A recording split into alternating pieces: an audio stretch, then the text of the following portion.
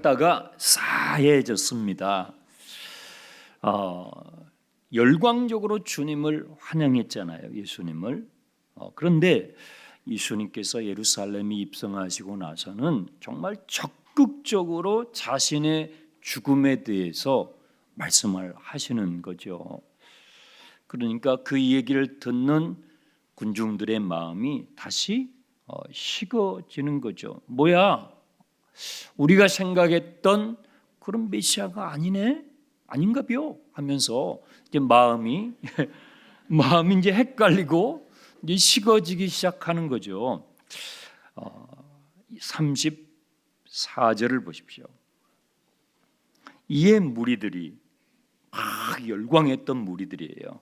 종려나무 가지를 꺾어가지고 호산나를 외쳤던 그 무리들의 말하기를 우리는 율법에서 그리스도가 영원히 계신다함을 들었거늘 너는 어찌하여 인자가 들려야 하리라. 이 들려야 하리라는 33절에 죽음에 관한 거예요. 자꾸 예수님이 죽음을 얘기하니까 이 인자는 누구냐? 네가 말하는 당신이 인자라고 그러는데 당신 누구냐 이 말이에요. 당신 정말 그리스도냐? 아니면 우리가 다른 그리스도를 메시아를 기다려야 하느냐? 당신 누구야? 헷갈리기 시작하는 것이죠. 마음이 식어지기 시작한 거죠. 이러한 군중들을 향해서 예수님께서 35절에 자신을 빛으로 다시 설명하세요. 여러분, 빛은요 설명이 사실 필요치가 않죠. 그렇죠?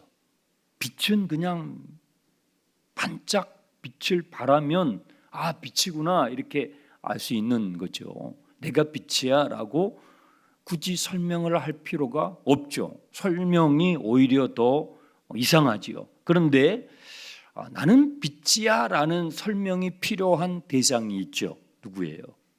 전혀 빛을 볼 수 없는 맹인입니다. 소경입니다. 소경은 빛 자체를 몰라요. 빛이 비친다라는 것 자체를 몰라요. 그래서 그 소경에게는 빛을 설명을 해야만 하는 것이죠. 예수님께서 왜 나는 빛이야 라고 이 대목에서 이렇게 설명을 할까요? 무리들과 제자들과 이 말씀을 듣고 있는 어쩌면 우리 자신조차도 맹인일 수 있기 때문입니다. 요한복음 1장을 시작할 때 제자 요한은 그렇게 시작을 했었죠. 빛이 각 사람에게 비추는 빛이 있었지만 빛이 어둠에 비쳤지만 어둠이 그 빛을 깨닫지 못했다. 요한복음 1장 그렇게 시작합니다. 그 말은 뭐예요? 제자 요한 자체도 내가 소경이었다는 거예요. 내가 정말 예수님을 못 알아봤다는 거예요. 그래서 그 예수님을 배신할 수밖에 없었고, 그래서 나를 비롯한 다른 제자들도 다 예수님을 배반하고 도망갈 수밖에 없었고, 그리고 많은 무리들과 군중들도 그렇게 열광하며 했던 사람들도, 예수님의 기적을 보면서 흥분하고 했던 그 사람들도 결국은 다 예수님을 버리고 갈 수밖에 없었다. 왜요? 우리는 소경이었다는 것입니다. 내가 기대하는, 내가 생각하는 메시아를 쫓아갔을 뿐이지 정말로 성경이 계시하는, 성경이 말씀하는 우리를 위해서, 인류를 위해서 오시는 예수 그리스도를 우리는 알아보지 못했다 라고 요한복음이 시작하는 거예요.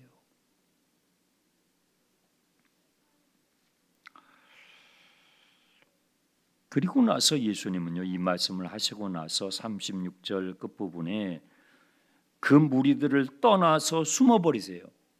언제 또 예수님이 이렇게 하셨었죠?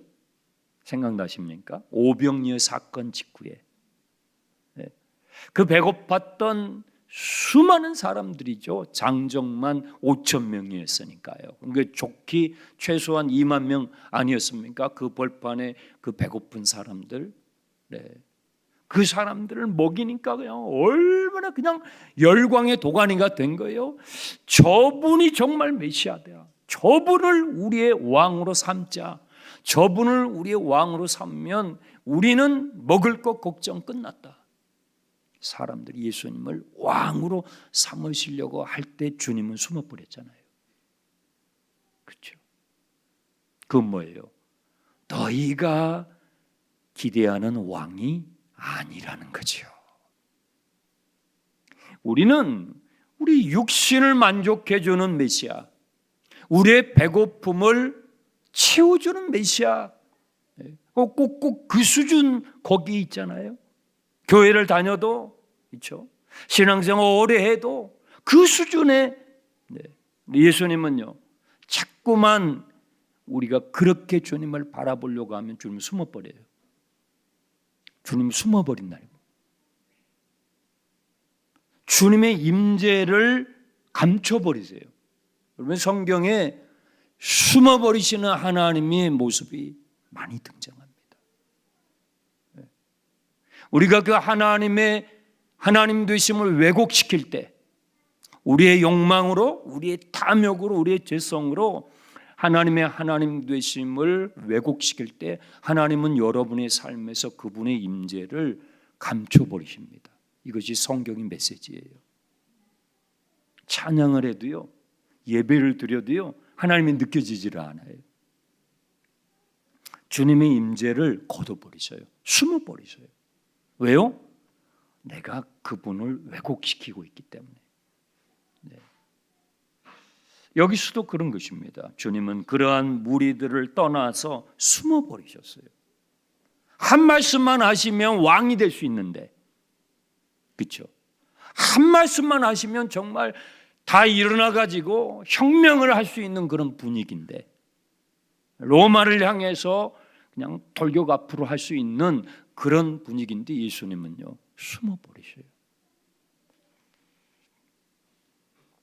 이런 예수님의 행동에 대한 두 가지 군중들의 반응이 37절 이하에 소개되고 있습니다. 37절 첫 번째 반응, 사람들은요, 많은 사람들이 실망을 해요. 그리고 등을 돌려요. 믿지 아니하니라. 아, 나사렛 예수는 아니네. 내가 생각했던 그리스도가 아니네. 메시아가 아니었네. 하고 그들은요, 그 환호했던 감람나무 그 가지를 팽개치고 다 간 거예요. 자기 길을 간 거예요. 믿지 아니하였다. 또 한 부류가 있어요. 42절을 보세요. 또 한 부류는요, 그 관리들 가운데에서 이 사람들은 믿는 자들인데 믿는 자예요. 믿지 않는다고 할 수는 없어요. 믿음이 없다고는 할 수 없는데 이 사람들은요, 바리새인들 때문에 자신들의 믿음이 드러날까 두려워하는 사람들이에요. 그걸 자기의 믿음이 이렇게 드러나면 손해 볼까 봐. 손해 볼까 봐. 예수를 믿는다는 그것이 사람들에게 알려지면 손해를 보고 이들의 입장에서는 회당에서 출교를 당하고 유대교 그 공동체에서 왕따를 당하게 되고 비즈니스를 하면 손해를 보게 되고 이런 손해를 볼 게 두려워서 그들은 이 두 번째 부류의 사람들은 믿지 않는다고는 할 수 없지만 자신들의 믿음이 드러날까 두려워했던 사람들이에요. 이 사람들은요, 성경이 재밌게 표현됐어요. 43절. 이 사람들은 사람의 영광을 하나님의 영광보다 더 뭐했어요? 사랑했어요. 그래서 믿음이 없다라고는 할 수 없지만 믿음을 드러내는 게 두려운 거예요.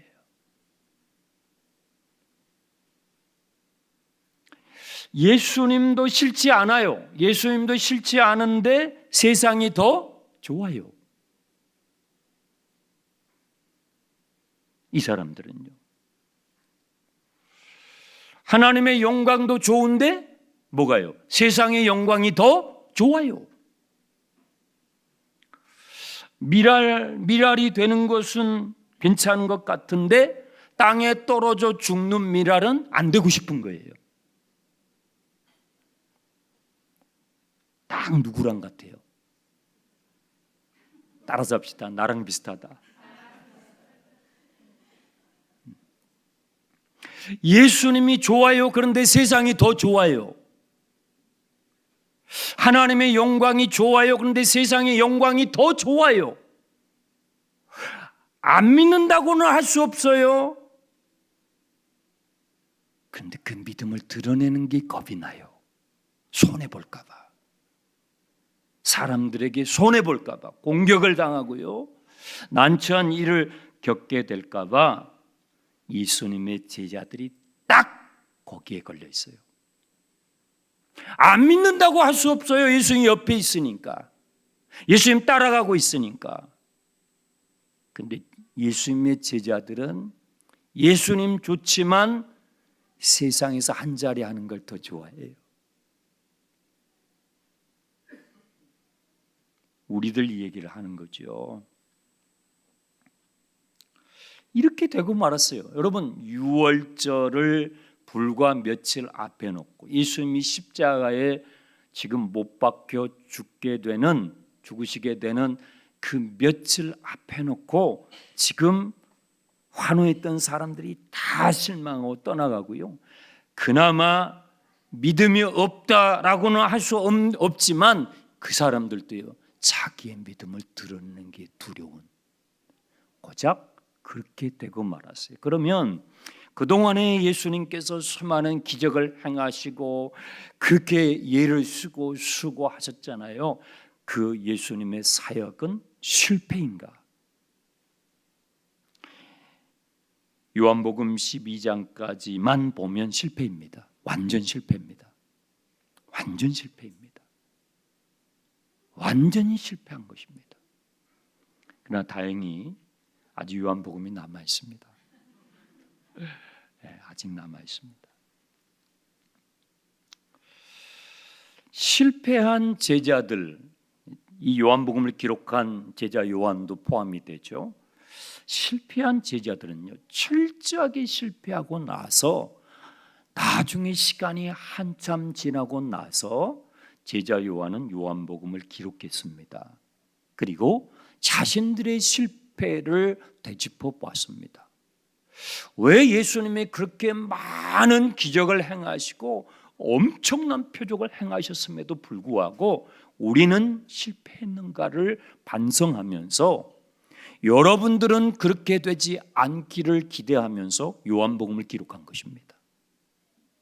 이 복음서를 읽게 되는 믿음의 후배들은 자기들처럼 되지 않도록, 우리 장충단 교회 성도님들은 자신들처럼 그런 실패의 전철을 밟게 되지 않게 되기를 바라면서 요한복음을 기록한 것입니다.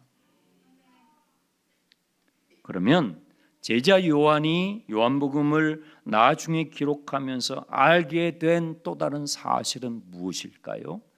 그것이 38절 이하에 알 듯 모를 듯한 난해한 구절들이 거기에 지금 해석이 되어 있는 거예요.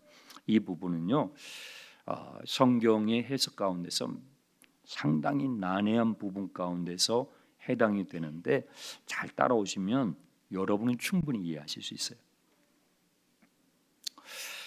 제자 요한이 나중에 알게 된 사실은 이것이 단순한 실패가 아니라 하나님의 예언의 성취였음을 알게 돼요. 그래서 구약의 예언서 중에서 이사야서를 인용을 해요. 두 군데를 인용을 해요. 여러분, 이사야서가 총 몇 장인지 아세요? 66장. 맞아요. 66장 맞추신 분은 나중에 조용히 제 방에 오세요. 네, 선물을 드릴게요. 네, 그래서 이사야서를 성경 전체의 요약이라고 말하는 성경학자들도 있어요. 66장이에요.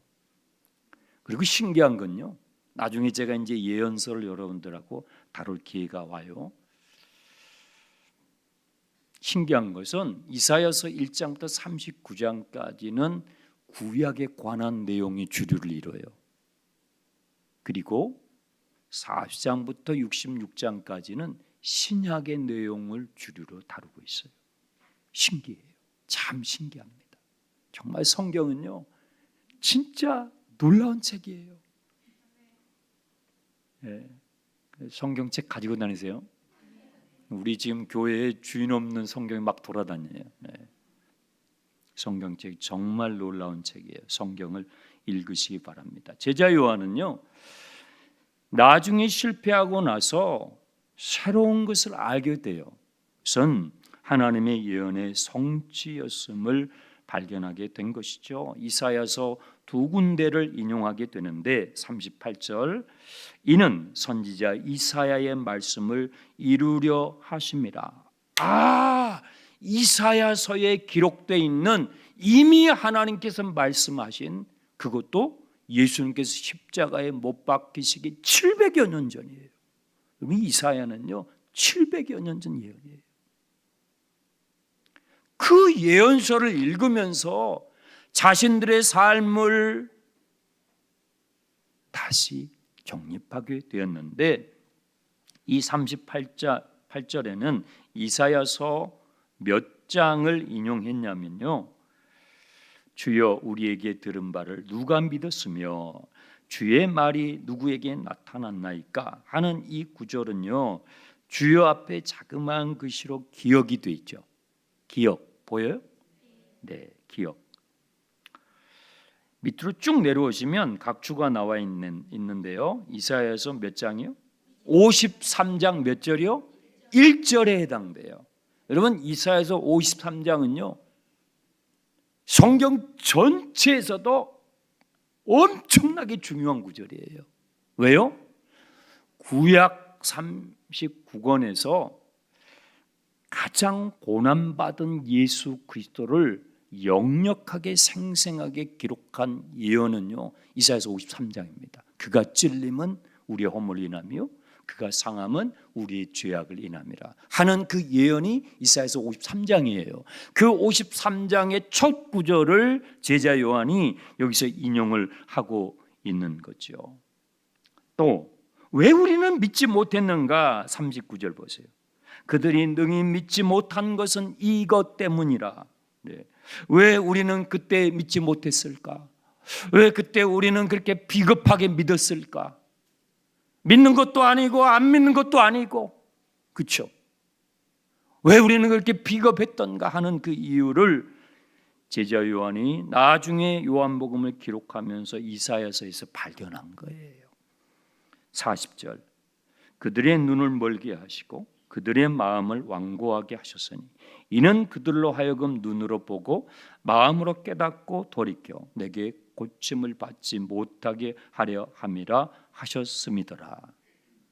여러분, 이 지금 40절이요 아주 이게 난해한 구절이에요. 왜냐하면 이 40절 구절만 읽게 되면요 마치 하나님이 그렇게 하신 것처럼 오해가 돼버려요. 네. 그래서 성경은요 다 읽어야 돼요. 그거 한 구절만 딱 읽다가는 오, 뭐야? 하나님이 다 이렇게 한 거네? 이 하나님이 불의하시고 선하지 못하고 악한 하나님으로 딱 오해하게 돼요. 이 성경을 잘 읽어야 하는 것입니다. 자, 이 40절 구절은요 그 앞에 그들 앞에 니은이라고 돼 있죠. 이사야서 몇 장을 인용했어요? 이사야서 6장을 인용했어요. 그러니까 제자 요한이 왜 우리는 그렇게 비겁했던가, 왜 우리의 믿음은 그렇게 비겁했던가를 설명을 하는데 나중에 알게 됐어요. 그것을 이사야서 예언서 가운데서 두 구절 가지고 해석을 해주는 거예요. 지금 여러분의 믿음이 비겁해. 그러면 오늘 말씀을 잘 들으시라고요. 자, 이사야서 53장을 인용을 했고 이사야서 6장을 인용을 했는데요. 이사야서 6장은요 아주 중요한 내용을 담고 있어요.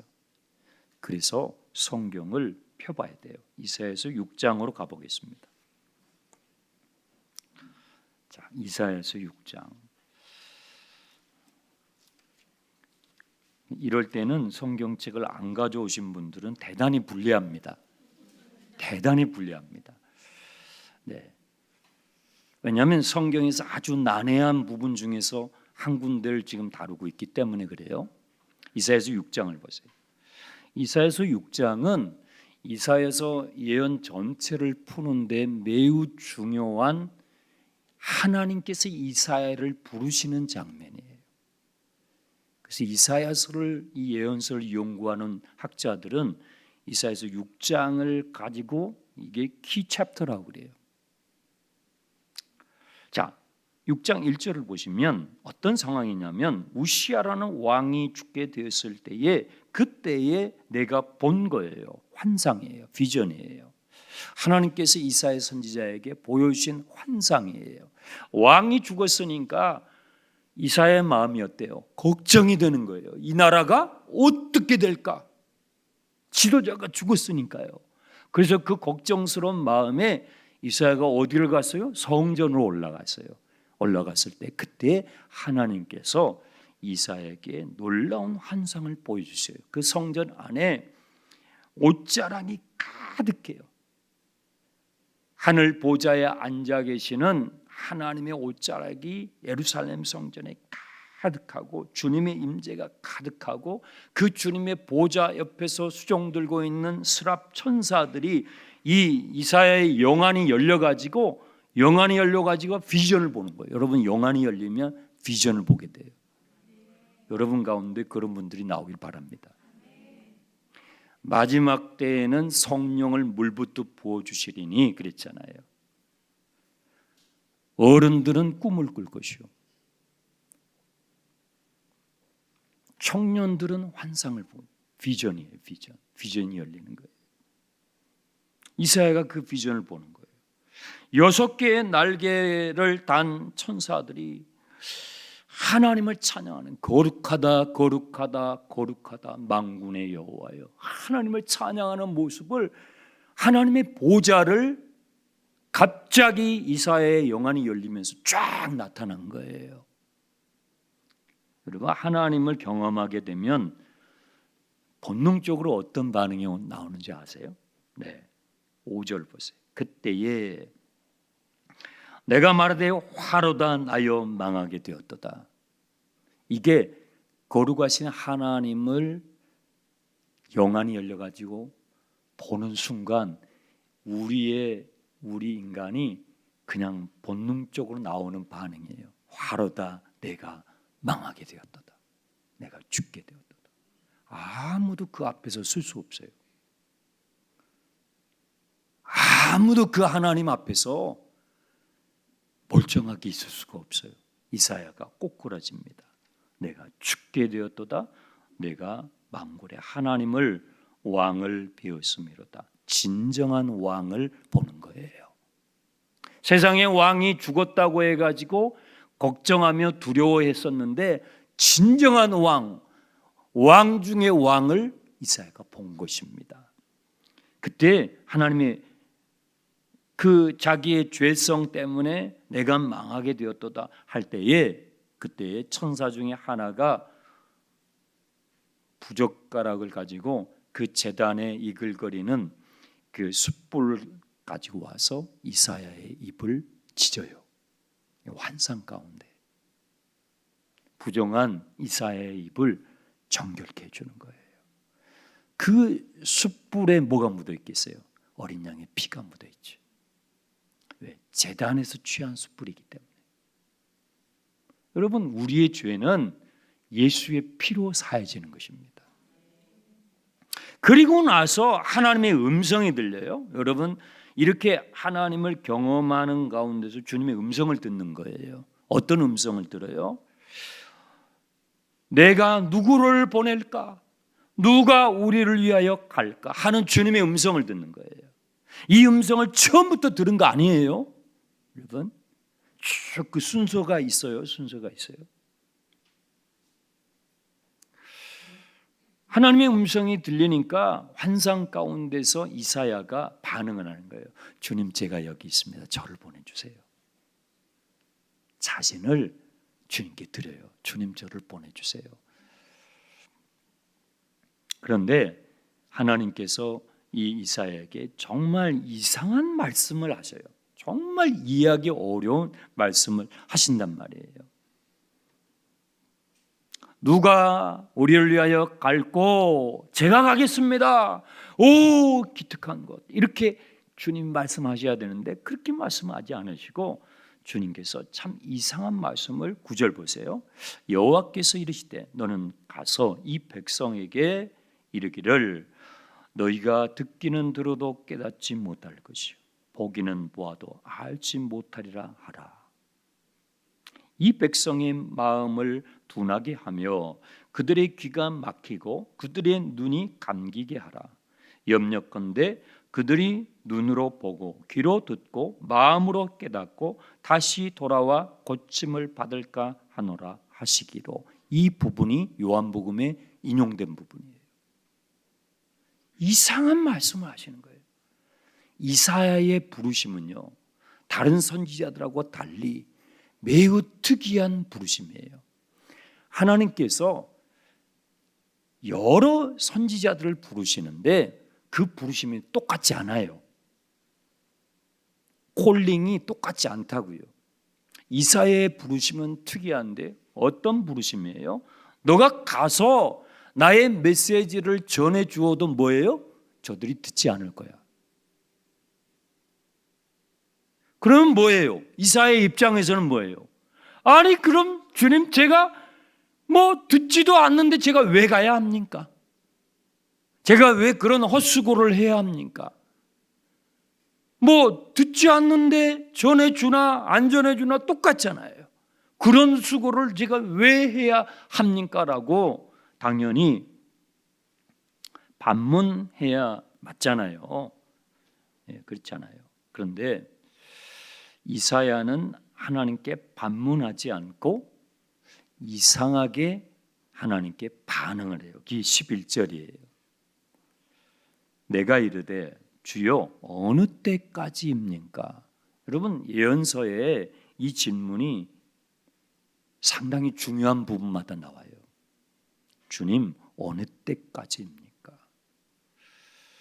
제가 전해줘도 듣지 않는다고요? 보여줘도 볼 수 없다고요? 그러면 제가 왜 전해야 합니까? 제가 왜 그런 헛수고를 해야 합니까? 라고 반문을 해야 하는데 이사야는 하나님께 그렇게 반문하지 않고 뭘 물어요? 때를 묻는 거예요.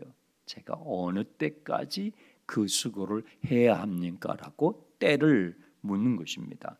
그 이사야의 질문에 대해서 주님께서 12절 13절에 답변하시는 거예요. 여호와께서 사람들을 멀리 옮기셔서 이 땅 가운데 황폐한 곳이 많을 때까지 그렇게 해라. 이 땅이 황폐해질 때까지. 어느 정도요?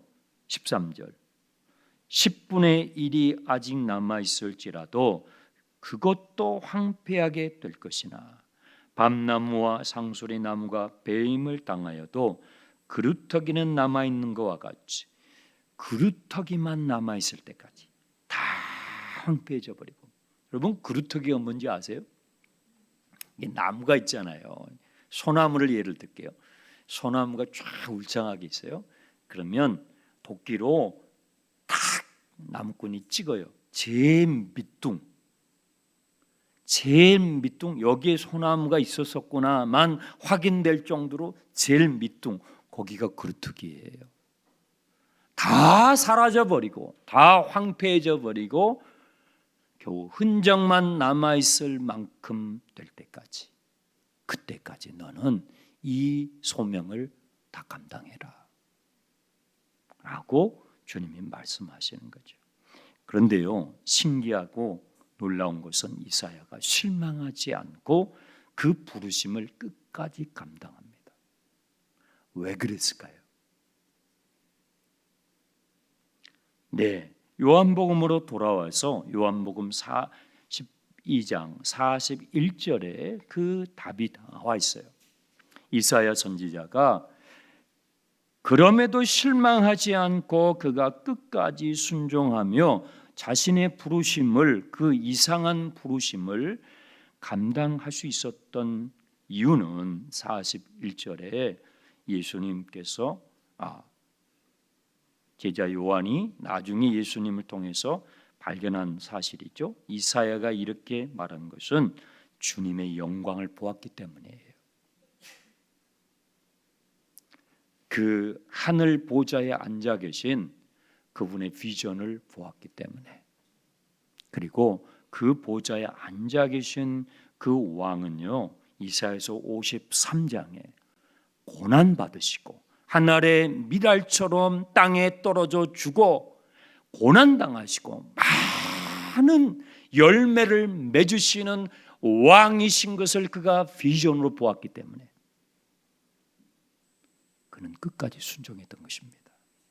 그래서 이사야의 예언의 완성은 예수 그리스도를 통해서 성취되는 것입니다.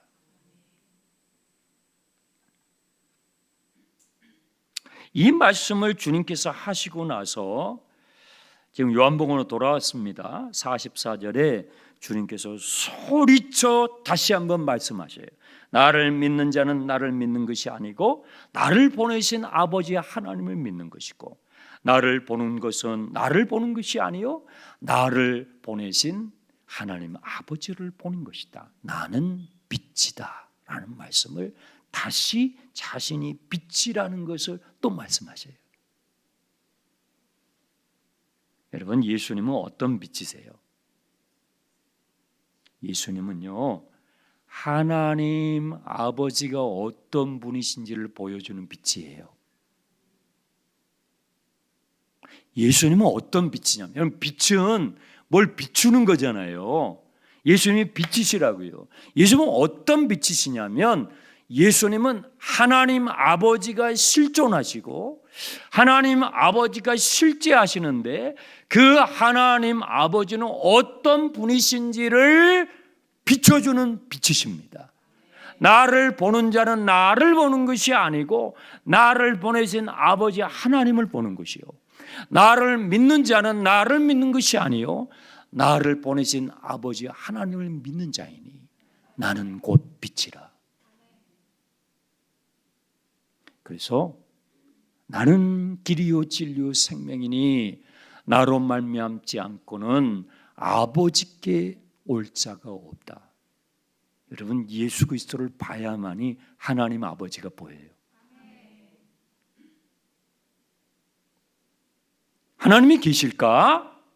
정말 창조주가 있을까?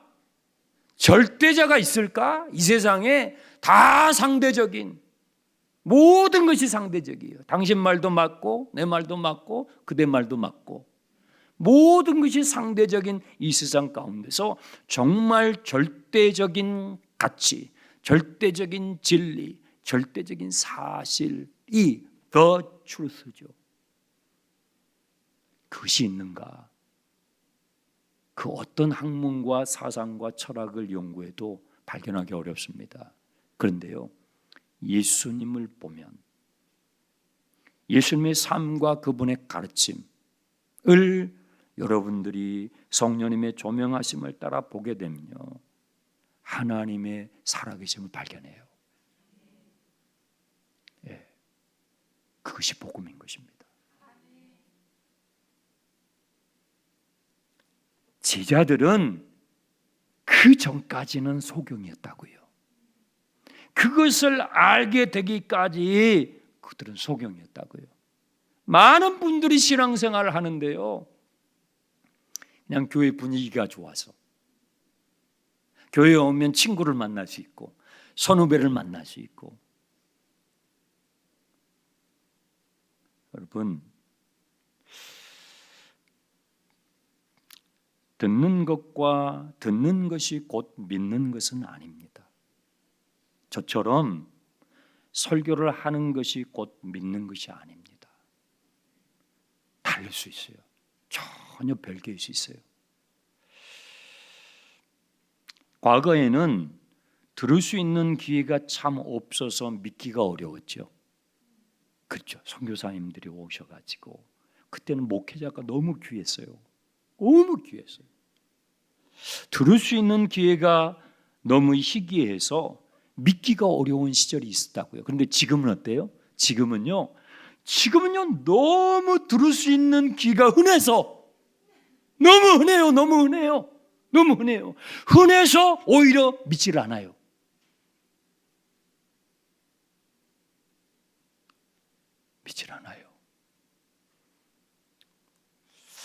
신기한 것은요, 정말 신기한 것은요, 내가 지금 예수님이 믿어지고 있다는 거예요.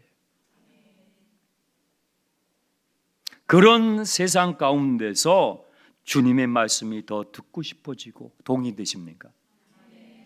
그런 주님이 더 믿고 싶어지고, 더 찬양하고 싶고, 막 순종하고 싶고, 막 전해주고 싶고, 자랑하고 싶고, 점점 소리가. 예수님의 제자들이 그랬어요. 괜찮아요. 제자 요한도 그랬다고요. 점점 이게 반전이 일어난다고요. 세상도 좋은데 예수님도 좋고, 한 분이 고맙습니다. 세상의 영광도 좋은데 하나님의 영광 더 좋고, 하늘의 미랄도 좋지만 땅에 떨어져 죽어 많은 열매를 맺는 미랄은 더 좋고,